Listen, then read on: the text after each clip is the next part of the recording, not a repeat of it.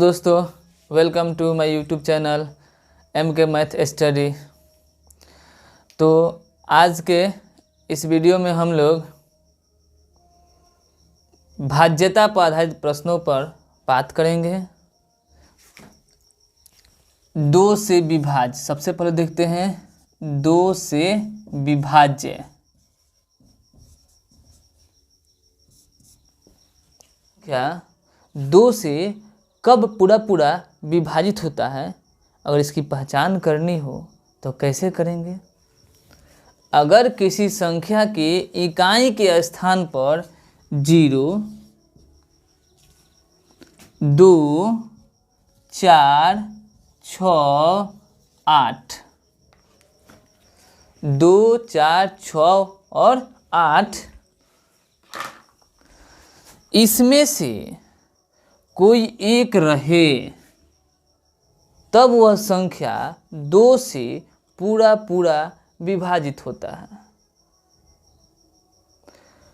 कोई संख्या 2 से कब विभाजित होगा, अगर उस संख्या के इकाई के स्थान पर 0, 2, 4, 6, 8 इसमें से कोई एक रहे तो वह संख्या 2 से पूरा पूरा विभाजित होता है।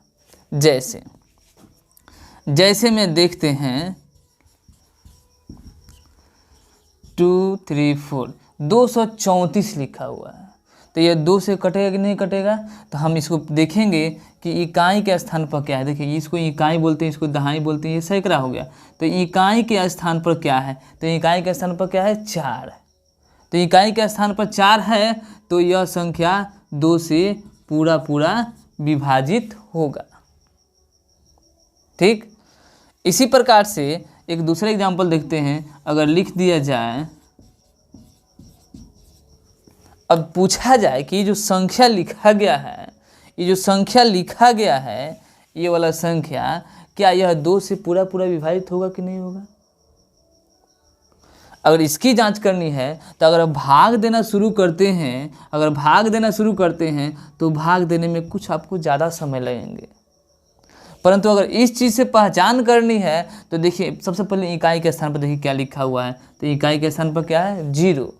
तो जब इकाई के स्थान पर 0 रहे तो यह संख्या 2 से पूरा पूरा क्या होगा, विभाजित होगा। ठीक, किसके स्थान पर, इकाई के स्थान पर। अगर कोई संख्या लिखा है और यह संख्या 2 से पूर्णतः विभाजित है कि नहीं है, तो हमें पता करना है। इकाई के स्थान पर देखेंगे। कहाँ देखेंगे, इकाई के स्थान पर देखेंगे। इकाई के स्थान पर क्या है 8 है। इकाई के स्थान पर क्या है 8 है। तो 8 है तो यह 2 से पूरा पूरा कट जाएगा।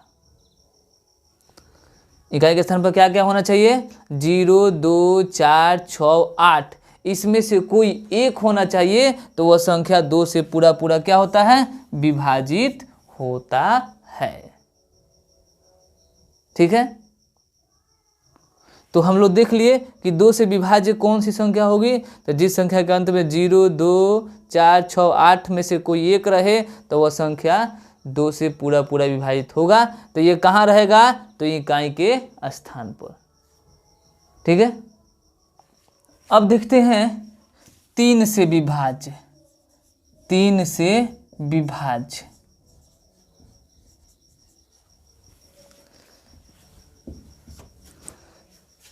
कोई संख्या 3 से विभाज्य कब होगी। कोई संख्या दिया रहे, हमें पहचान करनी है कि वह 3 से विभाज्य है कि नहीं है।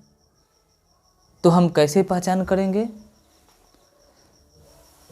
तो उसकी पहचान यह है कि दिए गए संख्याओं में जो अंक हैं उन सबको जोड़ेंगे। जो संख्या दिया रहेगा उनमें जो अंक रहेगा उन सभी अंकों को जोड़ेंगे। अगर अंकों का योगफल 3 से पूरा पूरा कट जाए तब हम कहेंगे कि वह संख्या 3 से विभाज्य है। कोई संख्या 3 से विभाज्य कब होगी, तो कोई संख्या में, किसी संख्या में जो अंक दिए हैं, अगर उन अंकों का योगफल 3 से कट जाए 3 से पूरा पूरा कट जाए तो हम कहेंगे कि वह संख्या 3 से विभाज्य है। जैसे देखिए, पहले लिख लेते हैं, जब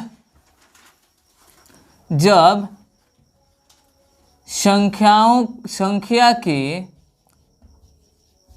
अंकों का योग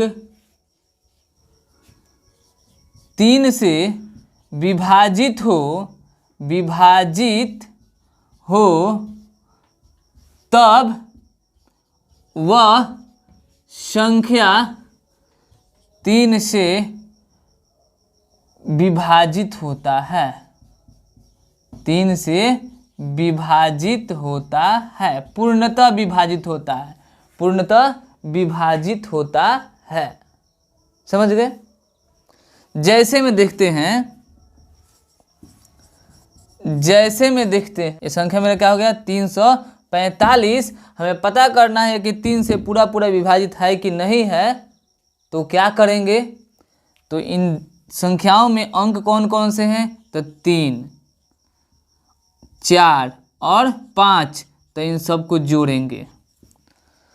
तो ये संख्या में जो अंक हैं इनको जोड़ेंगे तो कितना हो जाएगा, 3 और 4 7 और 7 5 12।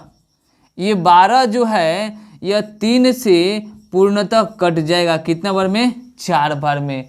तो हम यह कह सकते हैं कि यह जो संख्या है 345 जो संख्या है यह भी 3 से पूर्णतः विभाजित होगा। ठीक है, दूसरा एग्जांपल लेते हैं। 700 कितना लिखा गया, 63। तो 763 यह 3 से पूर्णतः विभाजित है कि नहीं यह पता करना है। तो इसको पहले जोड़ेंगे, 7 + 6 + 3। अगर इसको जोड़ते हैं तो जोड़ने पर हमें कितना मिलेगा, तो जोड़िए, 7 6 13 और 13 3 16। क्या 16 3 से पूर्णतः विभाजित है? नहीं है। 16 3 से पूर्णतः विभाजित है? नहीं है। तो हम कह सकते हैं कि ये जो संख्या है कौन, 763, यह 3 से पूरा विभाजित नहीं होगा। कोई संख्या 3 से विभाज्य है कि नहीं है इसकी पहचान करनी है तो उस संख्या में दिए अंकों का योगफल निकालिए। अगर अंकों का योगफल 3 से कट जाता है, पूर्णतः 3 से विभाजित हो जाता है, तब कहेंगे कि वह संख्या 3 से विभाजित है। जैसे हम लोगों ने यहाँ देखा 345, तो 345 में अंक कौन कौन है, 3 है, 4 है और 5 है। हमने 3 4 और 5 को जोड़ा तो परिणाम मिल गया 12, और 12 में मैंने 3 से भाग दिया तो आ गया 4 में कट गया, अर्थात 12 3 से पूर्णतः विभाजित है। इस प्रकार कह सकते हैं कि 345 भी 3 से पूर्णतः विभाजित होगा। और यहाँ पे हम लोगों ने देखा कि 763 3 से विभाजित है कि नहीं है इसकी पहचान करनी है। तो 7 6 और 3 को मैंने जोड़ा तो 16 प्राप्त हुआ, और 16 में 3 से भाग नहीं लगेगा। इस प्रकार हम कह सकते हैं कि 763 पूर्णतः विभाजित नहीं होगा। क्या चीज से? 3 से। पहचान में आ गई, समझ में आया? ठीक है, अब देखते हैं 4 से विभाज्य। 4 से विभाज्य किसी संख्या की इकाई और दहाई के अंकों से निर्मित संख्या 4 से विभाजित हो तब वह पूरी संख्या 4 से विभाजित होगी। ठीक, जैसे में हम यहाँ पर लिखते हैं 2 4 6 2 4। यहाँ पे आपको देख रहे हैं 24,624 लिखा है, लिखा ना 24,624। तो ये देखिए, ये जो संख्या लिखा है, ये जो संख्या लिखा है, ये 4 से पूर्णतः विभाजित है कि नहीं है, ये पता करनी है। तो हम क्या करेंगे, तो इकाई और दहाई से निर्मित संख्या मेरा कितना है जी, 24 है। इकाई और दहाई से निर्मित संख्या कितना है जी, 24 है। तो अगर 24 में 4 से भाग देते हैं तो ये पूरा पूरा कट जाता है। तो हम यह कह सकते हैं कि यह पूरी संख्या 4 से विभाज्य है। ठीक, आगे समझ में एक और एग्जांपल लेते हैं। जैसे में यहाँ पर लिखा रहे 9,636। ठीक, ये संख्या लिखा है और यह पता करना है, यह हमें पता करना है कि 4 से विभाज्य है कि नहीं है। तो अंतिम दो संख्या देखेंगे, मतलब इकाई और दहाई के स्थान पर स्थित ये अंकों से निर्मित संख्या को देखेंगे। तो ये संख्या कितना है जी, 36। तो 36 में 4 से भाग देंगे तो कितना बार में पूर्णतः कट जाएगा, 9 बार में कट जाएगा। इस प्रकार से हम कह सकते हैं कि 9636 जो है, 9636 जो है यह 4 से पूर्णतः विभाज्य है। समझा गया। अब देखते हैं 5 से विभाज्य। 5 से विभाज्य, देखिए कोई संख्या है, उस संख्या के इकाई के स्थान पर, कोई संख्या है, उस संख्या के इकाई के स्थान पर 0 और 5, 0 और 5 इस दोनों में से कोई एक रहे, या 0 रहे या 5 रहे, तो वह संख्या 5 से पूर्णतः विभाजित है। कोई संख्या 5 से विभाज्य होगी कब, जब उस संख्या के इकाई के स्थान पर, इकाई के स्थान पर या तो 0 रहे या तो 5 रहे, इन दोनों में से कोई एक रहे, तो वह संख्या 5 से पूर्णतः विभाजित होती है। जैसे में देखिएगा 205, ये 5 से पूर्णतः विभाज्य है क्योंकि इकाई के स्थान पर कितना है, 5 है। ठीक, 2460, ये 5 से विभाज्य है कि नहीं है, तो देखेंगे हम इकाई के स्थान पर देखेंगे, इकाई के स्थान पर क्या है, 0 है। इकाई के स्थान पर क्या है, 0 है, तो 0 है तो यह 5 से पूर्णतः विभाज्य है। समझ में आ गया ना। इकाई के स्थान पर क्या होना चाहिए, या तो 0 होना चाहिए और नहीं तो क्या होना चाहिए, 5 होनी चाहिए। इन दोनों में से कोई एक है तो वह संख्या 5 से विभाज्य है। ठीक है। अब देखते हैं 6 से विभाज्य। 6 से विभाज्य, कोई संख्या 6 से विभाज्य होगी, कोई संख्या 6 से पूर्णतः विभाज्य होगी कब, जब वह संख्या 2 से और 3 से दोनों से पूर्णतः विभाजित हो, तब वह संख्या 6 से पूर्णतः विभाजित होगी। समझ में बात आया।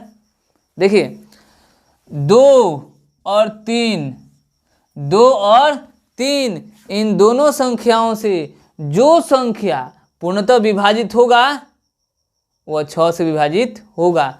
2 वाले रूल को फॉलो करे और 3 वाले रूल को फॉलो करे, दोनों को फॉलो करे, तो वह संख्या से पूर्णतः विभाजित होगी। समझ में आ गया ना। समझ में आ गया। जैसे 216, जैसे में क्या देखें 216, यह एक संख्या है। पता करना है कि यह 6 से पूर्णतः विभाज्य है कि नहीं। तो सबसे पहले देखिए 2 से ये विभाज्य है कि नहीं।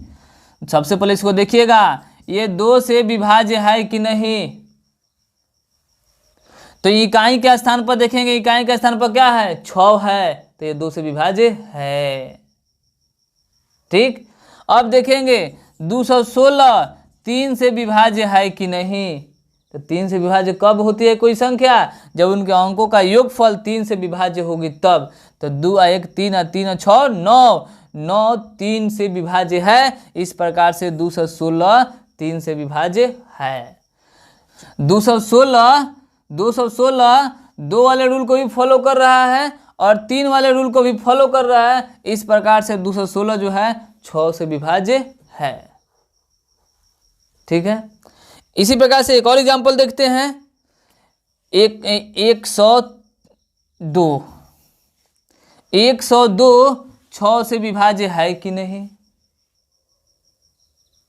ठीक, तो देखिए, तो सबसे पहले देखिए कि 102 जो है क्या यह 2 से विभाज्य है?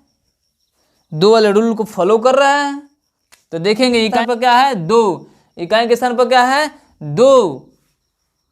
तो इकाई के स्थान पर 2 है तो यह 2 से पूर्णतः विभाज्य होगा। अब 3 वाले रूल को फॉलो कर रहा है कि नहीं कर रहा है, इसको देखिए। तो इसको जोड़िए, तो 1 और 0 1 और 1 में 2 जोड़ दिए 3, तो 3 3 से पूर्णतः विभाज्य है। इस प्रकार से यह जो है 3 वाले रूल को भी फॉलो करता है 102। तो 2 वाले रूल को भी फॉलो कर रहा है, 3 को भी फॉलो कर रहा है। इस प्रकार से यह क्या करेगा 6 से पूर्णतः विभाज्य होगा। आगे समझ में। अब देखते हैं 7 से विभाज्य। कोई संख्या 7 से विभाज्य कब होगी? तो कोई संख्या 7 से विभाज्य होगी, इसकी जांच कैसे करेंगे? तो संख्या के इकाई के स्थान पर जो अंक दिया रहेगा उसको 2 गुना करेंगे। संख्या के इकाई के स्थान पर जो अंक रहेगा उसमें 2 से गुना करेंगे। ठीक, अब देखिए, अब इकाई के अंक को छोड़कर बाकी जितने अंक बच गए उसे निर्मित संख्या में से इस 2 गुने को घटा लेंगे और घटाने के उपरांत जो संख्या हमें प्राप्त होगा, अगर वह संख्या 7 से पूरा कट जाएगा तो हम कहेंगे कि दी गई संख्या 7 से पूर्णतः विभाज्य होगी। ठीक, जैसे में यहाँ पर लिखा है 343, तो पता करना है कि यह 7 से पूर्णतः विभाज्य है कि नहीं है। तो फट से हम क्या करेंगे, इकाई के स्थान पर ध्यान देंगे। इकाई के स्थान पर क्या है 3, तो 3 में 2 से गुना करेंगे तो कितना हो गया 6। 3 में 2 से गुना करेंगे तो कितना हो गया 6। तो अब इस इकाई वाले अंक को छोड़ देंगे तो मेरे पास बच कितना गया 34। अब 34 में से 6 घटा लेंगे तो मेरे पास कितना बच गया 28। अब देखेंगे क्या 28 7 से पूर्णतः विभाजित है? तो हाँ, ये 7 से पूर्णतः विभाजित है। तब हम कहेंगे कि 343 भी 7 से पूर्णतः विभाजित है। अब देखते हैं 8 से विभाज्य। 8 से विभाज्य, देखिए 8 से कोई संख्या विभाजित होगी। कोई संख्या 8 से विभाजित कब होगी? तो दिए गए संख्याओं में इकाई, दहाई और सैकड़ा से निर्मित संख्या 8 से पूरा कट जाता है तो वह दी गई संख्या 8 से पूर्णतः विभाजित होगी। जैसे में देखते हैं 97,128 ये संख्या है। हमें पता करना है कि यह 8 से पूरा विभाजित है या नहीं। का चीज से 8 से, ये 8 से पूरा विभाजित है कि नहीं, इस चीज को देखना है। तो हम कैसे पता करेंगे? तो देखिएगा इकाई, दहाई और सैकड़ा का स्थान पर कितना है 128। कितना है 128। तो क्या 128 में हम 8 से पूरा भाग दे सकते हैं? पूरा भाग देख सकते हैं, ये देखना है। तो हम यहाँ पर देख रहे हैं कि 128 में 8 से भाग देने पर यह पूरा क्या हो जा रहा है, कट जा रहा है। तब हम कहेंगे कि ये जो संख्या दिया गया है ये 8 से विभाजित। अब देखिए 9 से विभाज्य। कोई संख्या 9 से विभाज्य कब होगा? तो जैसे हम लोग 3 से विभाज्य को देखे थे कि दिए गए संख्याओं में अंकों का योगफल अगर 3 से विभाजित है तो वह संख्या 3 से विभाजित होगा। सेम उसी तरीके से अगर कोई संख्या दिया गया है, अब पता करना है कि वह 9 से विभाजित है कि नहीं है, तो क्या करेंगे, उस संख्या के अंकों को जोड़ेंगे। उस संख्या के अंकों को क्या करेंगे, जोड़ेंगे। और जोड़ने के बाद जो हमें प्राप्त होता है, जो संख्या प्राप्त होगा, योगफल प्राप्त होगा, उसको 9 से विभाजित करेंगे और 9 से विभाजित हो गया तो वह संख्या 9 से पूर्णतः विभाजित होगा। ठीक, एग्जाम्पल में देखते हैं 576, ये 9 से पूर्णतः विभाजित है कि नहीं, ये पता करना है। तो देखिए 5 + 7 + 6, तो जोड़ देंगे तो कितना हो जाएगा, 5 और 7, 7 5 12, और 12 6 क्या हो गया, 18। 18 में हम 9 से भाग देंगे तो ये पूरा 2 बार में कट जाएगा। अब हम कह सकते हैं कि 576 जो है ये 9 से पूर्णतः विभाजित है। ठीक, अब देखते हैं 10 से विभाज्य।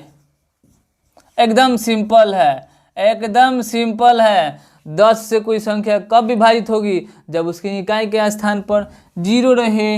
इकाई के स्थान पर क्या रहे, इकाई के स्थान पर, इकाई के स्थान पर क्या रहे, शून्य रहे, शून्य रहे, 0 रहे, तो वह संख्या क्या होगी, 10 से विभाजित होगी। जैसे मान लीजिए 240, इकाई के स्थान पर क्या है, 0, तो ये संख्या 10 से विभाजित है। ठीक, एकदम सिंपल है।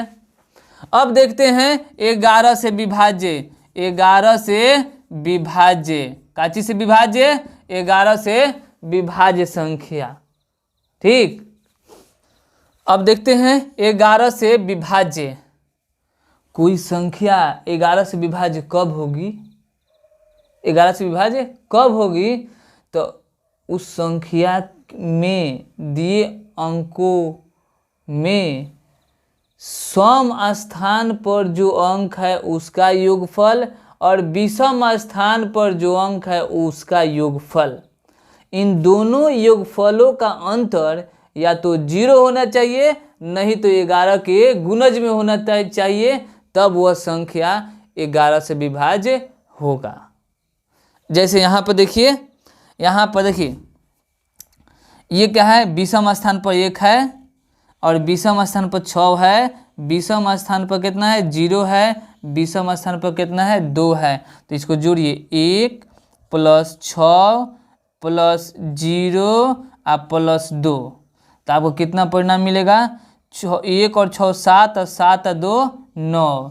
ठीक है, अब सम स्थान पर कौन कौन है, 3 है, 1 है और 5 है, तो 3 और +1 और +5, इसको जोड़िएगा तो 3 और 1 4 और 5 9।